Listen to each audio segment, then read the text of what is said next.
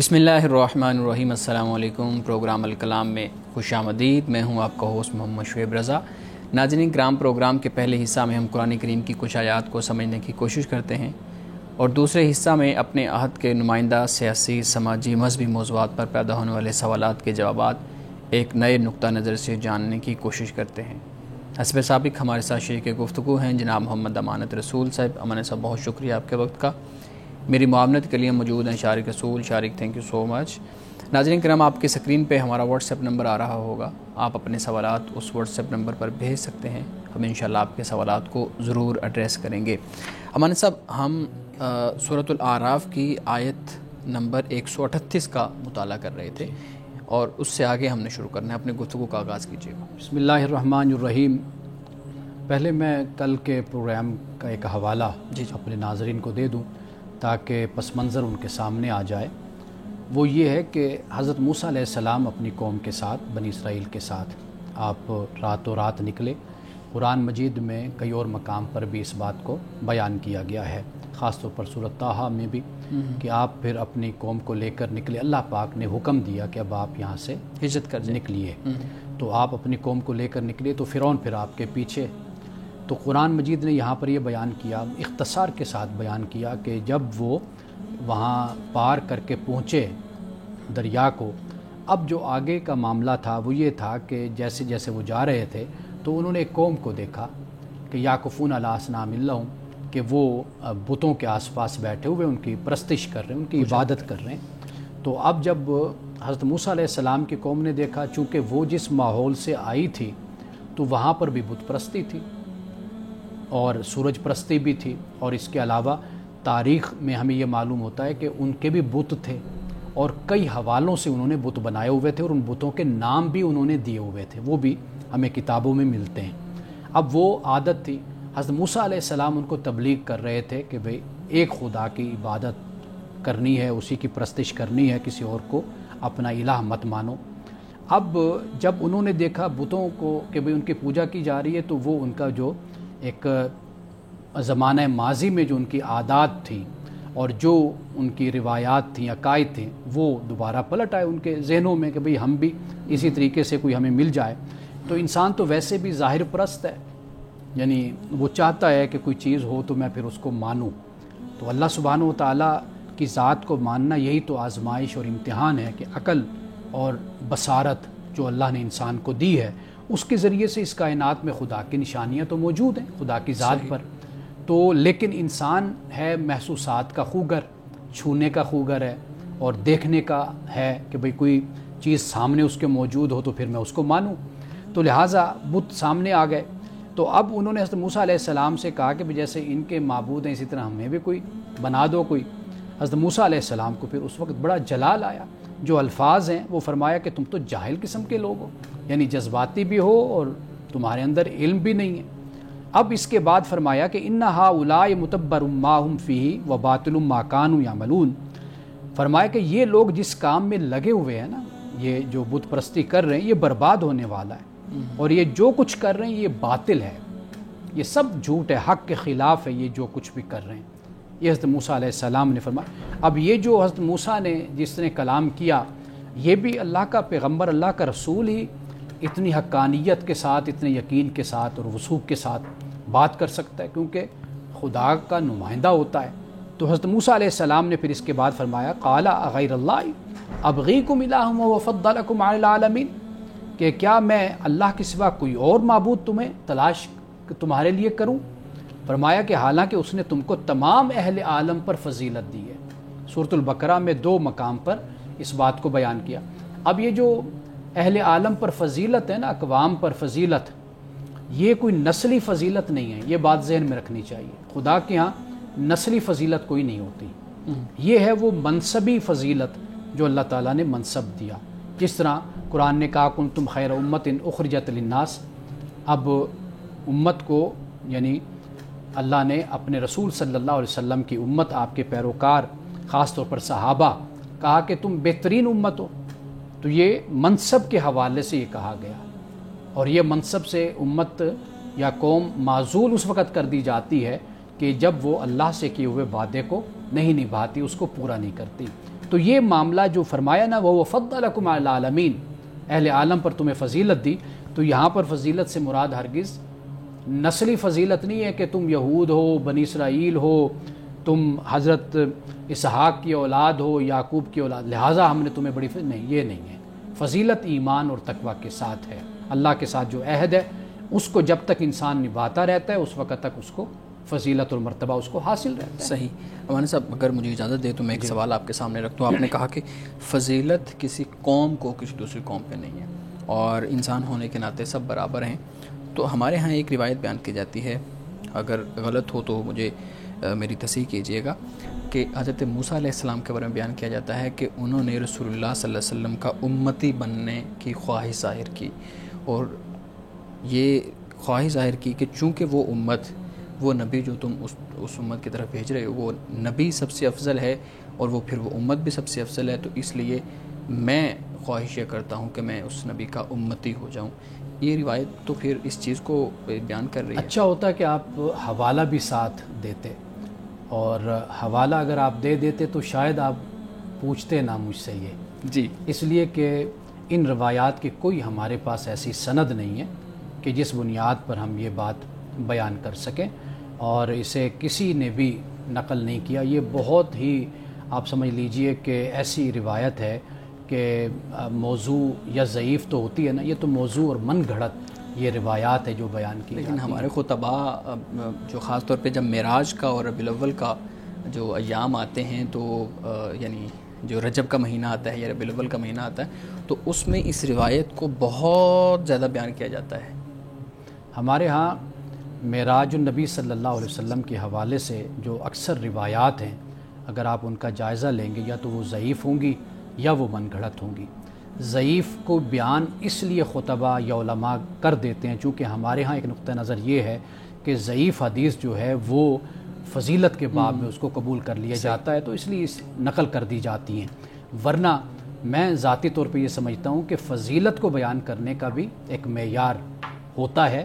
قرآن مجید ہمارے سامنے ہے، وہ میزان ہے، ہم اس پر پرکھیں، دیکھیں۔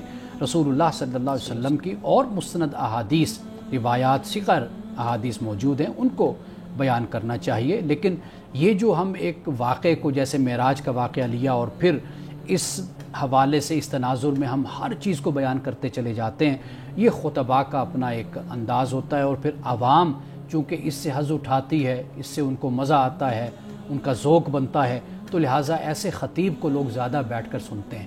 ضروری نہیں ہوتا کہ جو بات عام ہو جائے، جو بات زیادہ لوگوں میں پاپولر ہو جائے، وہ بات صحیح بھی ہو۔ صحیح، جی مان صاحب۔ اب اس کے بعد 141ویں آیت ہے۔ اب پہلے تو بات ہو گئی کہ حضرت موسیٰ علیہ السلام نے واضح طور پر یہ بتا دیا کہ بھئی توحید ہے راستہ، شرک نہیں ہے، کوئی اسلام والا کوئی معاملہ نہیں، بالکل کیٹاگوریکلی اپنی قوم کو یہ بتا دیا۔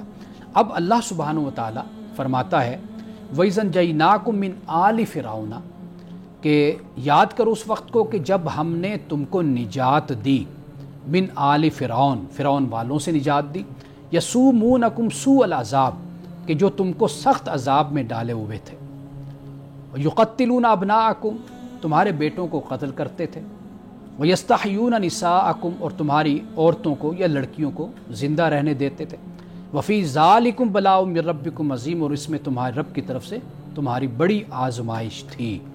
اب یہاں پر یقتلون کا لفظ ہے، کئی جگہ پہ یقتلون بھی ہے، صرف قتل کر دینا، لیکن یہاں جو یقتلون ہے اس میں ایک شدت پائی جاتی ہے، یعنی متشددانہ طریقے سے قتل کرنا، تڑپا تڑپا کے مارنا، یعنی یہ طریقہ اللہ سبحانہ و تعالیٰ نے حضرت موسیٰ علیہ السلام کی قوم کو، بنی اسرائیل کو یہ بتایا کہ بھئی ذرا اپنے ماضی کی طرف جاؤ کہ کس طریقے سے تمہارے ساتھ وہ سلوک کیا کرتا تھا فرعون اور آل فرعون۔ تو لہٰذا جو موسیٰ علیہ السلام نے جو تمہیں میسج اور تمہیں پیغام دیا ہے، در حقیقت اسی میں تمہاری زندگی اور تمہاری آزادی بھی اسی کے اندر ہے۔ صحیح، ٹھیک ٹھیک۔ جی اچھا مولانا صاحب، یہاں پہ ایک چیز میں پوچھنا چاہوں گا کہ دیکھیں پچھلی آیات میں بھی ہمیں یہ محسوس ہوا کہ جو بنی اسرائیل ہیں، یعنی جو موسیٰ علیہ السلام کے ساتھ اس وقت لوگ تھے، انہوں نے موسیٰ علیہ السلام کا پھر یہاں پہ انکار کرنے کی کوشش کی، انکاری صورت میں کہا کہ ہمیں کوئی بت دے دیں بنا کے تاکہ ہم اس کی عبادت کرتے رہیں۔ تو اس بنیاد پہ ہمارے ہاں جب چیزوں کو بیان کیا جاتا ہے تو بتایا جاتا ہے کہ جو قوم یہود ہے یہ خدا کے بہت زیادہ قریب بھی تھے، خدا نے ان کو مقرب کہا، اور لیکن انہوں نے ہر جگہ پہ خدا کو جھٹلایا. تو اس بنیاد پہ لان تان کرنا، اس بنیاد پہ ان کے خلاف محاذرے کرنا اور یہ کہنا کہ یہ خدا کی بدترین قوم تھی، یہ ٹھیک ہے؟ ہر بات کا نا ایک پس منظر ہوتا ہے. اللہ سبحانہ و تعالیٰ نے جہاں پہ انہوں نے اچھے کام کیے، اللہ سبحانہ و تعالیٰ نے اس کی تعریف کی ہے. صحیح. قرآن مجید نے بھی یہی اسلوب اختیار کیا ہے. یہ جو عصبیت اور تعصب ہے نا، یہ انسانوں میں ہوتا ہے. اللہ کے کلام کو اگر آپ پڑھیں گے، نصارہ کی بھی تعریف کی گئی ہے، یہود کی بھی تعریف کی گئی ہے، اہل کتاب کی تعریف کی گئی ہے. ان کے کردار اور اخلاق کی تعریف کی گئی، ان کے عبادات کی تعریف کی گئی، ان کی راتوں کے جاگنے کی تعریف کی گئی ہے. اور یہاں تک کہ جب ہم قرآن مجید کا مطالعہ کرتے ہیں تو اللہ تعالیٰ نے ان میں جو برے ہیں ان کو بھی بیان کیا ہے، ان میں جو اچھے ہیں قرآن پاک نے ان کو بھی بیان کیا ہے. اب آپ دیکھیے سورۃ النساء کو اگر ہم پڑھتے ہیں تو وہاں پر ہمیں یہ معلوم ہوتا ہے کہ یہ لوگ تلاوت کرتے ہیں حق کا تلاوت ہی، یتلون الکتاب حق کا تلاوت ہی. یہ بات سورۃ البقرہ میں بیان کی گئی، تلاوت کا حق ادا کرتے ہیں. الذین آتیناہم الکتاب، جنہیں ہم نے کتاب دی یہ تلاوت کرتے ہیں کتاب کی، اور کتاب کی تلاوت کا حق ادا کرتے ہیں. تو اللہ نے ان کی تعریف کی ہے. یعنی کہ یہ جب تورات کو بھی پڑھتے ہیں اس طرح نہیں پڑھتے کہ تعصب کے اینک سے پڑھیں، یہ پڑھتے ہیں کہ جو اللہ نے کہا ہم اس تک پہنچیں، اللہ کی ہدایت کو ہم حاصل کریں. قرآن نے ان کی تعریف کی ہے. تو لہٰذا یہ جو عصبیت اور تعصب پیدا ہوتا ہے نا قوموں میں ایک دوسرے کے خلاف، یہ اس کی بنیاد تاریخ ہوتی ہے، ہسٹری ہوتی ہے. ہم چونکہ ماضی میں تاریخ میں اگر آپ دیکھیں گے تو ہم ایک دوسرے سے لڑتے رہے، اس بنیاد پر یہ نقطہ نظر وجود میں آ جاتا ہے اور اس کو پھر ہمارے ہاں پروموٹ کیا جاتا ہے. ورنہ انصاف کی بات کریں، عدل کی بات کریں، وہ وہی بات ہے جو قرآن پاک بیان کرتا ہے یا رسول اللہ صلی اللہ علیہ وسلم کی احادیث سے ہمیں معلوم ہوتا ہے. ناظرین کرام، یہاں وقت تو آ جاتا ہے ایک بریک کا، ہمارے ساتھ رہیے گا.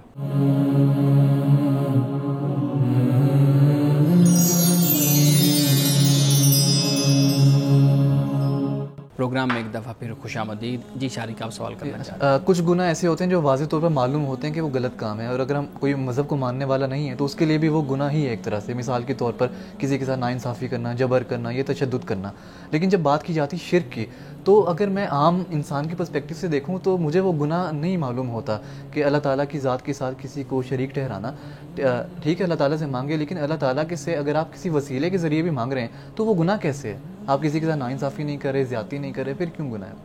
دیکھیے، شرک جب اللہ تعالیٰ کے ساتھ ہمارا تعلق مضبوط ہوگا پھر ہم ان چیزوں کو سمجھیں گے. یعنی حساسیت پیدا ہوتی تعلق کے ساتھ. آپ کا تعلق اپنے استاد کے ساتھ ہے تو وہاں پر حساسیت پیدا ہوگی. آپ کا تعلق مضبوط تعلق والدین کے ساتھ ہے تو وہاں پر اس تعلق میں حساسیت پیدا ہوگی. مسئلہ اصل میں یہ ہے کہ خدا کے ساتھ ہم اس طریقے سے اپنے تعلق کو قائم ہی نہیں کر سکے جس طرح ہم اپنی مخلوق کے ساتھ، خدا کی مخلوق کے ساتھ تعلق کو قائم کرتے ہیں. خدا کے ساتھ جب ہمارا اصل رشتہ جو صحیح اور حقیقی تعلق ہے وہ جڑے گا، پھر آپ کو معلوم ہوگا کہ صرف اسی سے ہی مانگنا جائز ہے اور اسی سے ہی مانگا جانا چاہیے، اور اسی کی ذات ہی اس کے لائق ہے کہ اسی سے سوال کیا جائے اور اسی سے مانگا جائے. اس لیے کہ اللہ سبحانہ و تعالیٰ کی یہ کائنات ہے، اس نے اس کو تخلیق کیا، ہم بھی اسی کی تخلیق ہیں. تو لہٰذا جو حکم اور جو دین اور جو ہمیں کہتا ہے ہم اس کے پابند ہیں. اگر ہم اس کو نہیں مانتے، اس کو چھوڑ کر کسی اور کو مانتے ہیں تو گویا کہ پھر ہم اس سے بغاوت کرتے ہیں، اس سے ہم غداری کرتے ہیں. جی ہمارے سب اگلی آیت میں حضرت موسیٰ علیہ السلام کے حوالے سے وہ واقعہ بیان ہے کہ 30 راتوں کا، یعنی آپ کو اللہ پاک نے فرمایا کہ ہمارے پاس ادھر 30 راتیں کوہ طور پر آپ آ جائیں. اب یہاں پہ قرآن پاک کہتا ہے کہ وَوَاعَدْنَا مُوسَىٰ 30 لیلہ، اور ہم نے موسیٰ سے 30 راتوں کا وعدہ کیا، اور وَأَتْمَمْنَاهَا، اور اس کو پورا کیا 10 مزید راتوں سے ب10، یعنی اس طرح 40 راتیں ہو گئی. فَتَمَّ مِيقَاتُ رَبِّي 40 لیلہ، اور تو اس کے رب کی مدت 40 راتوں میں پوری ہوئی، یعنی 30 راتیں اور پھر اس کے بعد مزید 10 راتیں تو 40. یعنی یہاں اللہ سبحانہ و تعالیٰ کی حکمت ہے حضرت موسیٰ علیہ السلام کی مزید تربیت کرنا. وجہ یہ ہے کہ حضرت موسیٰ علیہ السلام آپ جانتے ہیں کہ ہم پہلے بھی پڑھ کر آئے کہ آپ اپنی قوم کو چھوڑ کر کوہ طور پر چلے گئے تھے اللہ تعالیٰ کی محبت میں اور شوق میں. تو اللہ نے پوچھا وما اعجلک عن قومک یا موسیٰ، اے موسیٰ اپنی قوم کو چھوڑ کر اتنی جلدی میں کیوں آ گئے؟ تو عرض کی یا اللہ تیری محبت میں نے اس طرح کیا کہ تو مجھ سے راضی ہو جائے. تو یہ بات بھی یاد رکھنے والی ہے کہ پیغمبر کوئی قدم ایسا اٹھاتا ہے تو وہ اتباع نفس میں نہیں اٹھاتا، یعنی اتباع رضائے الہی میں اٹھاتا ہے. یعنی اس کے پیش نظر یہ ہوتا ہے کہ میرا رب مجھ سے خوش ہو راضی ہو جائے. تو وہ قدم کئی دفعہ جوش سے اٹھ جاتا ہے. تو اللہ تعالیٰ کا وہاں پر بھی مقصود تربیت ہوتا ہے، کیونکہ پیغمبر ایک نمونہ ہے، ایک اسوہ حسنہ ہے. لوگوں کو یہ پتہ چل جائے کہ برائی میں تو نہیں ہرگز کوئی راستہ نہیں برائی کا، لیکن نیکی میں بھی پیغمبر قدم جو اٹھاتا ہے وہ خدا کے حکم کے عین مطابق وہ قدم ہوتا ہے، اس میں بھی کوئی آگے نہیں بڑھ جاتا، کوئی زیادتی نہیں کرتا. یہ اصل میں بات کو بیان کرنا مقصود ہوتا ہے. تو یہاں پہ یہ فرمایا وقال موسیٰ لأخیہ، حضرت موسیٰ علیہ السلام نے اپنے بھائی ہارون سے کہا لأخی ہارون اخلفنی فی قومی واصلی ولا تتبع سبیل المفسدین. اپنے بھائی ہارون سے کہا میرے پیچھے تم میری قوم میں میری جانشینی کرنا اور اصلاح کرتے رہنا، اور جو فساد کرنے والے ہیں ان کے طریقے پر مت چلنا. یہ حضرت موسیٰ علیہ السلام نے اپنے بھائی ہارون کو نصیحت فرمائی. چونکہ اگرچہ ہارون بڑے تھے تقریباً 3 سال حضرت موسیٰ علیہ السلام سے، لیکن اللہ تعالیٰ نے چنا حضرت موسیٰ علیہ السلام کو تھا. یعنی یہاں سے یہ بھی معلوم ہو جاتا ہے اللہ اعلم حیث یجعل رسالتہ، بالکل کہ اس پر کوئی اعتراض سوال نہیں کیا جا سکتا کہ بھئی اس کو کیوں رسول چنا گیا، کیوں پیغمبر چنا گیا. حضرت ہارون نے کوئی ایسی بات یا کہ جو دیگر لوگ تھے کفار وہ تو اس طرح کی باتیں اٹھاتے رہتے تھے، لیکن اللہ تعالیٰ نے حضرت موسیٰ علیہ السلام کا انتخاب فرمایا. تو حضرت موسیٰ علیہ السلام اسی شوق میں کہ میں جلدی رب کے پاس پہنچ جاؤں، حضرت ہارون کی ڈیوٹی لگائی کہ آپ یہاں پر رہ کر میرے بعد اس قوم کی اصلاح بھی آپ نے کرنی ہے، اور جو فساد کرنے والے ہیں ان کی آپ نے پیروی بھی نہیں کرنی. ٹھیک ہے. اچھا مولانا صاحب یہ بھی بتائیے گا، کچھ لوگ یہاں پہ یہ بھی بیان کرتے ہیں کہ یہاں پہ موسیٰ علیہ السلام کو اللہ تعالیٰ کی طرف سے معاذ اللہ کوئی سزا دی گئی تھی. جیسے پہلے بھی ہم نے وہ قبطی والے معاملے میں بھی ہم نے آپ سے اس طرح کا ایک سوال کیا تھا. یہاں پہ بھی یہی ہے کہ موسیٰ علیہ السلام کو میں ایک تفسیر پڑھ رہا تھا، اس میں بتایا گیا کہ اللہ تعالیٰ نے تنبیہ کی، پھر سزا کے طور پہ 10 مزید دن جو ہے نا، مزید راتیں اس میں شامل ہو گئے. تو کیا یہ درست ہے؟ ایک نقطہ نظر تو یہ بھی ہو سکتا ہے نا کہ مزید 10 دن اس لیے شامل ہوا کہ اللہ تعالیٰ کا مزید قرب حاصل ہو جائے. پیغمبر کے حوالے سے ایسی بات نہیں لکھنی چاہیے اور نہیں کہنی چاہیے. بات یہ ہے کہ یہ کیسی سزا ہے کہ موسیٰ علیہ السلام شوق میں دوڑ کے جا رہے ہیں اور پھر وہاں جا کر رہ رہے ہیں، اور پھر 10 دن بڑھ گئے، 10 دن بڑھ بھی گئے ہیں، اور پھر اللہ سے تقاضا بھی گزارش بھی کرتے ہیں کہ ربی آرینی، بالکل دیدار کی، اپنے دیدار کی بات کرتے ہیں. تو یہ نعوذ باللہ اس کو سزا کہنا یا اس کو یہ کہنا کہ بھئی یہ حضرت موسیٰ علیہ السلام پر مزید اللہ تعالیٰ نے یہ بوجھ ڈال دیا، تو یہ ایسے الفاظ نامناسب ہیں. اصل بات کیا ہے وہ یہ ہے حضرت موسیٰ علیہ السلام نے جو شوق اور جذبہ دکھایا وہ 30 دن تھے، اللہ نے 10 دن کا اور اضافہ کر کے حضرت موسیٰ علیہ السلام کی تربیت فرمائی. اور جو محبت ہے حضرت موسیٰ علیہ السلام کی اللہ کے لیے، اور جو اللہ نے جس طرح حضرت موسیٰ سے محبت کا اظہار کیا، اب آپ دیکھیں یہ کتنا بڑا مقام ہے، کلیم اللہ، اللہ سے کلام کرنا. یہ مقام کسی کو عطا ہوا؟ حضرت موسیٰ علیہ السلام کو عطا ہوا. تو لہٰذا ایسی باتیں لکھنے میں احتیاط کرنی چاہیے. صحیح. مولانا صاحب ہمارے ناظرین کے بھی کچھ سوالات ہیں، آپ کے سامنے رکھتا ہوں. پوچھتے ہیں جی ہماری دعائیں قبول کیوں نہیں ہوتی؟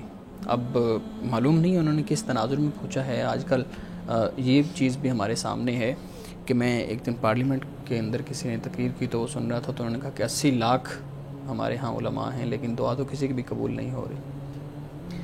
دعا کا معاملہ یہ ہوتا ہے کہ انسان کسی مصیبت میں، کسی مشقت میں پھنسا ہوتا ہے تو وہ اپنے ہاتھ اٹھا کر دعا کرتا ہے، اور اس کی شدید خواہش یہ ہوتی ہے کہ اس کو اس مصیبت سے یا اس ابتلا سے نجات اس کو مل جائے، اس میں سے نکل جائے. چونکہ وہ ظاہری طور پر اس مصیبت سے نکل پا نہیں رہا ہوتا یا نکل نہیں سکتا، تو لہٰذا وہ یہ سمجھتا ہے کہ میری دعا قبول نہیں ہوئی ہے. تو اصل اس کا جو فوکس ہوتا ہے وہ اس دعا پر ہوتا ہے. خدا کا جو فوکس ہوتا ہے وہ صرف اس پر نہیں ہوتا. خدا اس انسان کی پوری زندگی کو نظر میں رکھتا ہے، وہ اس کے مطابق پھر اس کو وہ سب کچھ عطا کرتا ہے.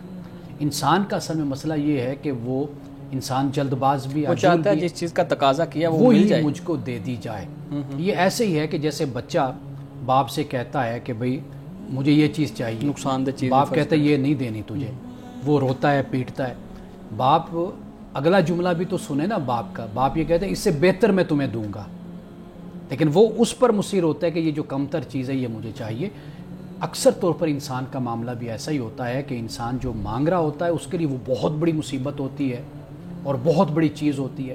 انسان اپنی زندگی کے تجربے سے پھر سیکھتا ہے کہ اگر مجھے اس وقت یہ چیز مل جاتی یا میری یہ دعا اس وقت قبول ہو جاتی تو شاید میں آج اس کے ساتھ خوش نہ ہوتا اتنا، کہ جتنا وہ مجھ سے چھن گئی وہ نعمت یا وہ اس وقت جو میں مانگتا تھا، آج میں اس کے نہ ہونے سے جتنا آج خوش اور مطمئن ہوں تو شاید میں اس کے ہونے کے ساتھ اتنا مطمئن نہ ہوتا۔ یہ انسان اپنے تجربے سے اور پھر وسیع النظری سے اور بصیرت سے پھر انسان سیکھتا ہے۔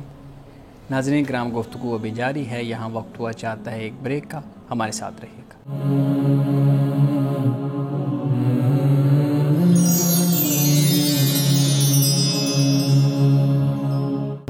پروگرام میں ایک دفعہ پھر خوش آمدید۔ ہمارے صاحب، ہم اپنے ناظرین کے سوالات آپ کے سامنے رکھ رہے تھے۔ سوال یہ ہے کہ کیا تکبیر کہتے ہوئے رکوع میں چلے جانا، یعنی تکبیر کہی ہے اور سیدھا رکوع میں چلے گئے ہیں، اس سے وہ رکعت مل جاتی ہے یا وہ رکعت نکل جاتی ہے؟ نہیں، میں مسئلہ آپ کا سمجھ نہیں سکا۔ یعنی ایک شخص آیا ہے، امام کے پیچھے آیا ہے، امام رکوع میں ہے اور اس نے تکبیر کہی ہے، سیدھا رکوع میں چلا گیا، تو اس صورت میں پھر اس کو وہ رکعت مل گئی ہے یا نہیں مل گئی؟ دیکھیے، فقہا کا اس میں اختلاف ہے۔ ایک نقطہ نظر یہ ہے، جیسے فقہ حنفی میں ہے کہ جب امام رکوع میں ہے اور آپ تکبیر پڑھ کر یعنی اللہ اکبر کہہ کے آپ اس کے ساتھ مل گئے تو وہ تکبیر آپ کو مل گئی۔ ٹھیک ہے، ایک نقطہ نظر یہ ہے۔ ایک نقطہ نظر یہ ہے کہ جو رکوع میں گیا تو گویا کہ اس نے رکعت پوری حاصل نہیں کی، تو لہٰذا اس کو دوبارہ وہ رکعت نماز شامل کو کرنا پڑے گی، ادا کرنی چاہیے اس کو۔ یہ دو نقطہ نظر ہمارے ہاں ہے، تو لہٰذا جس کا دل جس پر مطمئن ہے وہ اس پر عمل کر لے۔ ہمارا طریقہ تو سالہ سال سے یہی ہے کہ جب امام رکوع میں ہو، ہم رکوع میں ساتھ مل جاتے ہیں تو ہم یہی خیال کرتے ہیں کہ وہ رکعت ہماری ادا ہو گئی ہے۔ امان صاحب، اگلا سوال ہے، پوچھتے ہیں جی کہ کیا توبہ و استغفار کا کوئی وقت مقرر ہے؟ توبہ استغفار کا کوئی وقت مقرر نہیں ہے۔ رسول اللہ صلی اللہ علیہ وسلم نے اس کی بڑی تلقین فرمائی اور آپ نے یہ فرمایا کہ میں دن میں 70 مرتبہ استغفار کرتا ہوں، استغفار مغفرت مانگتا ہوں اللہ تعالیٰ سے 70 مرتبہ۔ ہمارے محدثین نے یہ لکھا کہ 70 مرتبہ سے مراد رسول اللہ صلی اللہ علیہ وسلم کا اشارہ کثرت کی طرف ہے، جتنا زیادہ ہو سکے، جتنا زیادہ ہو سکے استغفار اور اللہ تعالیٰ سے توبہ کی جائے اور مانگی جائے، تو اس کا کوئی وقت مقرر نہیں ہے، بلکہ جو وقت ہے آپ کے پاس وہ غنیمت ہے خدا کی طرف سے، کہ کوئی معلوم نہیں کہ یہ سانس آ رہی ہے یہ اگلے لمحے نہ آئے، تو لہٰذا انسان حالت استغفار میں اور حالت توبہ میں انسان کو رہنا چاہیے۔ صحیح۔ اچھا مولانا صاحب، یہ بتائیے گا، پوچھتے ہیں کہ کیا جو عام آدمی ہے اس پہ کتنا دین جاننا ضروری ہے، کتنی چیزیں وہ سیکھے تو وہ اپنی زندگی بہتر گزار سکے؟ ایک عام مسلمان کو حلال حرام کا جاننا یہ لازم اور ضروری ہے، جیسے حدیث میں آتا ہے نا، طلب العلم فریضۃ علی کل مسلم و مسلمہ، علم کا طلب کرنا ہر مسلمان مرد اور عورت پر لازم ہے۔ وہ اتنا ہے کہ جو انسان کے حرام اور حلال کے مسائل ہیں، جو پتہ چلے کہ یہ لازم ہے یہ لازم نہیں ہے، یہ مجھے کرنا ہے یہ مجھے نہیں کرنا، کم از کم اتنا جاننا ہر مسلمان پر لازم ہے۔ ہمارے ہاں حلال اور حرام میں تو آگے اتنی زیادہ بحث ہیں کہ وہ عام آدمی بھی کنفیوز ہو جاتا ہے۔ بہت کچھ ایسا ہے کہ جو ہمارے معاشرے میں رائج ہے، ہم خود کنفیوزڈ کر دیتے ہیں لوگوں کو۔ اصل جو چیز ہے وہ بالکل واضح ہے، وہ ہم بچپن سے ہی اس کی تعلیم سنت کی صورت میں بھی حاصل کر رہے ہوتے ہیں۔ یعنی کون سا مسلمان کا بچہ ہوگا جس کو یہ نہیں پتہ ہوگا کہ نماز مجھ پر فرض ہے، 5 وقت کی نماز، اس کو یہ بھی پتہ ہوگا کہ عاقل بالغ پر نماز فرض ہوتی ہے، اس کو یہ بھی پتہ ہوگا کہ یہ میرے ماں باپ ہیں، میں نے ان کا ادب کرنا ہے، میں نے ان کی گستاخی نہیں کرنی، رشتوں میں بھی حرام حلال کو، رشتوں کے حوالے، یعنی کہ بہت کچھ ایسا ہے جو ہمارے، بے شک ہم گئے گزرے معاشرے کے لوگ ہیں، لیکن اس کے باوجود بھی بہت کچھ ایسا ہمارے معاشرے میں ہے کہ جس کا علم ہمیں بچپن سے دیا جاتا ہے، ہمیں بتایا جاتا ہے۔ یعنی مثال کے طور پر آپ دیکھ لیجئے کہ ہر مسلمان جانتا ہے کہ سور حرام ہے، خنزیر اور باقی جو ہم کھاتے ہیں وہ جائز اور حلال ہے. ہمیں یہ بھی پتہ ہے رشوت حرام ہے, ہمیں یہ بھی پتہ ہے کہ کسی کا حق مارنا یہ بھی حرام ہے, یہ بھی ظلم زیادتی ہے. ایسا بہت کچھ ہے جو ہمارے معاشرے میں رائج ہے. یہ الگ بات ہے کہ ہم اس پر عمل نہیں کرتے, آنکھیں بند کر لیکن ہاں اگر کسی ترتیب کے ساتھ بتایا جائے تو وہ زیادہ اچھی بات ہو جاتی ہے. یعنی جس طرح ہمارے بعض و نصیحت کرنے والے ہیں, مساجد میں ہیں, والدین ہیں گھر میں, یا ہمارے تعلیمی ادارے ہیں, اساتذہ ہیں, وہ باقاعدہ طور پر ایک ترتیب کے ساتھ سمجھاتے اور بتاتے رہتے, اس سے بڑا فائدہ ہوتا ہے پھر. صحیح جی شاہد پلیز اپنا سوال رکھیے گا. قرآن جس ترتیب کے ساتھ آپ صلی اللہ علیہ وسلم پر نازل ہوا, آج اس ترتیب کے ساتھ ہمارے پاس کیوں موجود نہیں؟ وہ کرونالوجیکل آرڈر کیوں آج برقرار نہیں ہے؟ اسے ہم کہتے ہیں ایک تو نزولی ترتیب, ایک توقیفی ترتیب ہم اس کو کہتے ہیں. نزولی ترتیب وہی ہے جو رسول اللہ صلی اللہ علیہ وسلم پر قرآن نازل ہوا, وہ ترتیب ہے. اس میں پھر سورۃ الفاتحہ پہلے نمبر پر نہیں ہے, سورۃ الفاتحہ پھر تیسرے چوتھے نمبر پر آتی ہے. ایک تو یہ بات, اسے ہم نزولی کہتے ہیں. جو توقیفی ترتیب ہے جس کی طرف آپ اشارہ کر رہے ہیں, جس میں آج قرآن مجید ہمارے سامنے موجود ہے, یہ اللہ سبحانہ و تعالیٰ کی رہنمائی میں ہی رسول اللہ صلی اللہ علیہ وسلم اپنی زندگی میں یہ ترتیب رکھوا کر کروا کر یہ ترتیب گئے تھے. تو یہ جو ترتیب ہے یہ اللہ کے حکم سے ہی حکمت کے تحت مقرر کی گئی اور بتا دی گئی. اور اس سے ہم دیکھتے ہیں کہ قرآن میں ایک نظم بھی ہمارے سامنے آتا ہے, ایک ترتیب بھی سامنے آتی ہے, اور قرآن مجید کی آیات کا بھی آپس میں ایک تعلق نظر آتا ہے, صورتوں کا بھی آپس میں ایک تعلق ہمیں نظر آتا ہے. اگر ذرا دو طریقے ہیں, ایک ہے سطحی طریقے سے جیسے آپ پڑھیں گے وہ بھی آپ کو ایک سلسلہ اس میں نظر آئے گا. ایک یہ کہ ذرا تھوڑا سا آپ اس میں تعمق کریں گے, گہرائی سے دیکھیں گے, تدبر تفکر کریں گے, یہ بھی ایک بہت بڑی دنیا ہے جو آپ کے سامنے پھر کھل کر آپ کے سامنے آ جاتی ہے. ہر سادہ لو انسان کا یہ سوال ہوتا ہے کہ قرآن کی مختلف تشریحات کی جاتی ہیں, مختلف اسکول آف تھاٹس ہمارے ہاں پائے جاتے ہیں جو قرآن کو مختلف طریقے سے سمجھتے ہیں, لیکن قرآن تو ایک ہے. قرآن کا ایک واضح احکام ہمارے سامنے کیوں نہیں کہ جس پر ہم گامزن ہوں, اس پر عمل پیرا ہوں؟ کیوں ہمارے ہاں اختلاف پایا جاتا ہے اس حوالے سے؟ دیکھیے جو احکام ہیں ان پر کوئی اختلاف نہیں ہے جی, بالکل اختلاف نہیں, نہ حلال پر اختلاف, نہ حرام پر اختلاف, نہ فرائض پر اختلاف. قرآن مجید نے جو بیان کر دیا اس پہ کوئی اختلاف نہیں ہے.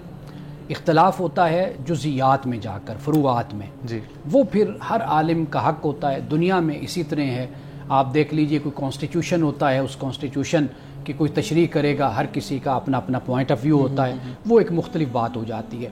لیکن امت میں جو رائج ہے, جو تعامل جس کو ہم کہتے ہیں یا اجماع ہے, وہ آپ دیکھ لیجئے کہ اس پر کوئی آپ کو اختلاف نظر نہیں آتا. ناظرین کرام, یہاں وقت ہوا چاہتا ہے ایک بریک کا, ہمارے ساتھ رہیے گا.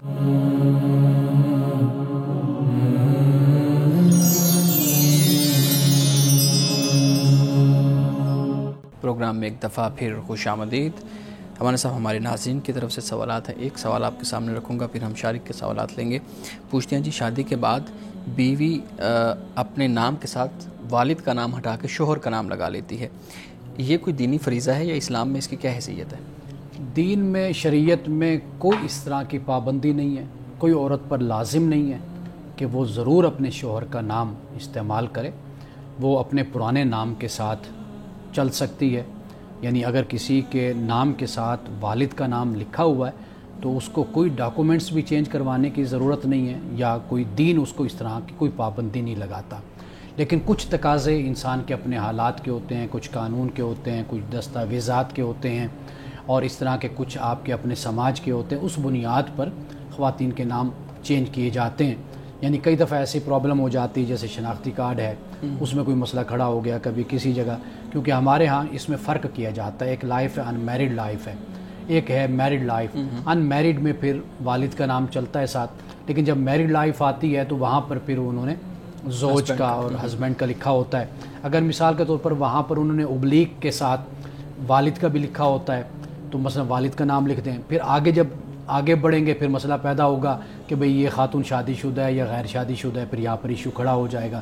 پھر ڈاکومنٹس کے بڑے مسائل شروع ہو جاتے ہیں. اس سے بچنے کے لیے قانونی حوالے سے جو قباحتیں ہوتی ہیں یا سماجی حوالے سے لوگ پھر خاوند کا نام استعمال کر لیتے ہیں. باقی دین اور شریعت میں اس طرح کی کوئی پابندی نہیں ہے. صحیح جی شاہ.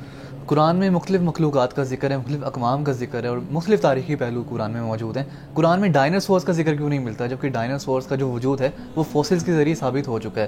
اور ہمارے ہاں تو یہ کلیمز کیے جاتے ہیں کہ ڈائناسور کو اللہ تعالیٰ نے اس لیے ایکسٹینڈ کیا تاکہ انسان, بنی نوع انسان ہے, وہ سروائیو کر سکے. پھر قرآن میں ڈائناسورس کا ذکر کیوں نہیں؟ دیکھیے, ڈائناسورس کا قرآن پاک میں صرف ذکر نہیں, بہت سی اور مخلوقات بھی ہیں جن کا ذکر ہے, لیکن قرآن پاک یہ کہتا ہے کہ ہر چیز کو اللہ سبحانہ و تعالیٰ نے, یہ جو مخلوق ہے اس کو اللہ نے پانی سے پیدا کیا ہے. سب سے پہلے تو ہمیں یہ بات سمجھنی چاہیے, چونکہ جب یہ نقطہ واضح نہیں ہوتا نا, یہ مسئلہ واضح نہیں ہوتا, تو پھر اس طرح کے سوالات ہمارے ہاں پیدا ہوتے ہیں. قرآن مجید سائنس کی کتاب نہیں ہے, قرآن مجید کوئی فلسفے کی کتاب نہیں ہے, قرآن مجید کسی اور سبجیکٹ کی کتاب نہیں. قرآن مجید کتاب ہدایت ہے. جی بس قرآن مجید کا مقصد یہ ہے کہ آپ اس زندگی میں آئے ہیں دنیا میں, آپ نے کس طرح یہ زندگی گزارنی ہے. قرآن مجید کا مقصد یہ ہے کہ آپ کو یہ بتایا جائے کہ آخرت ہے, آپ نے اللہ کی بارگاہ میں حاضر ہو کر اپنے اعمال کا جواب دیں. قرآن کا بنیادی طور پر یہ مقصد ہے. قرآن اگر کسی مخلوق کا ذکر بھی کرتا ہے تو اس کے پیش نظر بھی ایک نصیحت ہوتی ہے, اس کے پس منظر میں بھی ایک انسان کے لیے تذکیر ہوتی ہے, تو تب قرآن مجید اس کا ذکر کرتا ہے. اصول دین اور معاشرت میں کیا فرق ہے, یا پھر یہ دونوں ایک ہی چیزیں ہیں؟ یہ بڑا ایک آپ کا گہرا سوال بھی ہے, اور یہ جواب اس کا بڑا تفصیلی ہے. سادہ میں اس حوالے سے اتنا عرض کر دیتا ہوں کہ دیکھیے, جو دین کے اصول ہیں نا, یہ تو قیامت تک قائم رہیں گے, ان میں تو کسی طرح کی کوئی تبدیلی نہیں آ سکتی. لیکن جو معاشرت ہوتی ہے اس میں تبدیلی رونما ہوتی رہتی ہے. معاشرت کے حوالے سے جو اللہ نے آپ کو اصول دے دیے, قوانین دے دیے, وہ اٹل ہیں, ان میں کوئی تبدیلی نہیں ہوگی. لیکن وہ معاشرت کے جس کا تعلق تمدن کے ساتھ ہو جاتا ہے, یعنی آپ پہلے گھوڑوں پر سفر کرتے تھے, اب آپ گاڑیوں پر سفر کرتے ہیں, یا اس طرح کا انسان کا رہن سہن ہے, اس سے کوئی تعلق اس کا دین کا نہیں ہے. یہ آپ اپنے حالات اور تقاضوں اور زمانوں کے مطابق تبدیلی لاتے رہتے ہیں. اور اس کے علاوہ بھی بہت کچھ ایسا ہے کہ جس کا تعلق آپ کے رسوم و رواج کے ساتھ بھی ہوتا ہے, آپ کے رہن سہن کے ساتھ بھی ہوتا ہے, وہاں پر بھی دین کوئی آپ پر پابندی نہیں لگاتا. تو دین کے جو اصول معاشرت میں ہوں گے وہ اٹل ہیں, ان کو آپ نے اختیار کرنا ہے. وہ معاشرت میں یہی اصول ہوتے ہیں کہ جیسے ہم نے پہلے ذکر کیا کہ والدین ہیں, اولاد ہیں, ان کے حقوق ہیں, ان کے فرائض ہیں جو آپ پر لازم ہوتے ہیں. اسی طریقے سے جب آپ ایک معاشرے میں رہتے ہیں تو آپ کے ہمسائے ہوتے ہیں. یہ وہ چیزیں جو دین آپ کو اس پر رہنمائی بھی کرتا ہے اور اس پر آپ کو اصول بھی دیتا ہے, وہ آپ کوئی بھی ہوگا, کسی زمانے کا ہوگا, وہ ان کی نافرمانی نہیں کر سکتا. صحیح. ہمارے ایک سوال آپ کر سکتے ہیں, ہمارے پاس اتنا وقت ہے. ٹھیک ہے. ہمارے ہاں ایک طبقہ موجود ہے قرآنسٹ کے نام سے جو منسوب ہے. ان کا یہ ماننا ہے کہ قرآن کے علاوہ کوئی اوتھینٹک سورس نہیں اسلام کو سمجھنے کے, اللہ تعالیٰ کے احکامات کو ان کا فہم حاصل کرنے کا, اور وہ اس حوالے سے ایک آیت بھی کوٹ کرتے ہیں قرآن کی. تو اس حوالے سے آپ کا کیا ماننا ہے کہ قرآنسٹ جو کلیم کرتے ہیں وہ درست؟ دیکھیے, یہ نظریہ گمراہی پر مبنی ہے. اچھا. قرآن مجید میں بہت کچھ ایسا بیان ہے کہ جس کی وضاحت اور جس کی تفصیل ہم خارج سے لیتے ہیں. یعنی قرآن مجید کوئی خلا میں نہیں اترا, قرآن مجید ایک زمین پر نازل ہوا ہے, اور ایک خاص معاشرت بھی تھی, وہاں کی سیاست بھی تھی, وہاں کا ماحول بھی تھا, وہاں کے رہنے والے انسانوں کے لیے قرآن مجید اس وقت نازل ہوا. تو لہٰذا ان کی پوری ایک تاریخ, ایک پس منظر ہے جس کو قرآن پاک بیان بھی کرتا ہے. ایسا نہیں ہوتا کہ ہم کہیں کہ قرآن میں جو بیان کیا گیا بس وہی ہے, قرآن سے باہر کچھ نہیں ہے. رسول اللہ صلی اللہ علیہ وسلم, ایک مثال, موٹی سی مثال ہے, سادہ سی, نماز آپ دیکھ لیجئے کہ نماز آپ پڑھیں گے, قرآن مجید نے رکعتوں کا کوئی ذکر نہیں کیا. 5 وقت نماز کا قرآن میں کوئی کیٹاگوریکلی اس کا بیان نہیں ہے, واضح طور پر رکعتوں کا کوئی بیان نہیں ہے. پھر ان رکعتوں کو ادا کیسے کرنا ہے وہ ہمیں کہاں سے بیان ہوتا ہے, ملتا ہے؟ وہ رسول اللہ صلی اللہ علیہ وسلم کی سنت سے ملتا ہے. تو لہٰذا دین میں فقط یہ کہنا کہ قرآن ہے یہ نہیں, بلکہ قرآن کے ساتھ وہ سنت بھی ہے, وہ طریقہ بھی ہے جو پھر رسول اللہ صلی اللہ علیہ وسلم نے اختیار فرمایا, اور پھر اس کے بعد امت میں اس طرح رائج ہوا کہ اس کے لیے پھر فرد واحد یا خبر واحد کی ضرورت نہیں رہی, پوری امت نے پھر اس کو نقل کیا. مولانا صاحب, آج کی حدیث مبارکہ بیان کیجیے گا. یہ حدیث طلاق یافتہ یا بیوہ بیٹی سے متعلق ہے. رسول اللہ صلی اللہ علیہ وسلم نے یہ فرمایا کہ کیا میں تمہیں، ایک صحابی سے فرمایا، کیا میں تمہیں سب سے عظیم صدقے کی خبر نہ دوں؟ تو انہوں نے عرض کی کیوں نہیں یا رسول اللہ صلی اللہ علیہ وسلم؟ آپ نے فرمایا تیری وہ بیٹی، یعنی جو طلاق کے بعد یا شوہر کی وفات کے بعد واپس تیرے پاس آ جائے، جس کے لیے تیرے علاوہ کوئی کمانے والا نہ ہو، تو فرمایا جب تو اس پر خرچ کرے گا تو یہ بہت بڑا صدقہ ہوگا۔ رسول اللہ نے فرمایا کہ یہ عظیم صدقہ ہے، بہت بڑا صدقہ ہے کہ اگر کوئی طلاق یافتہ بیٹی یا بیوہ بیٹی آ جاتی ہے تو پھر باپ کو کیا چاہیے کہ اس کی خدمت کرے، اس کی خدمت کرنا بھی یہ صدقہ ہے۔ ناظرین کرام، اس دعا کے ساتھ پروگرام کا اختتام کریں گے۔ اللہ رب العزت حسن کلام اور تاثیر کلام عطا فرمائے، ہماری زبان کے گروں کو کھول دے اور سننے والوں تک خیر کا پیغام پہنچے۔ اجازت دیجیے، خدا حافظ۔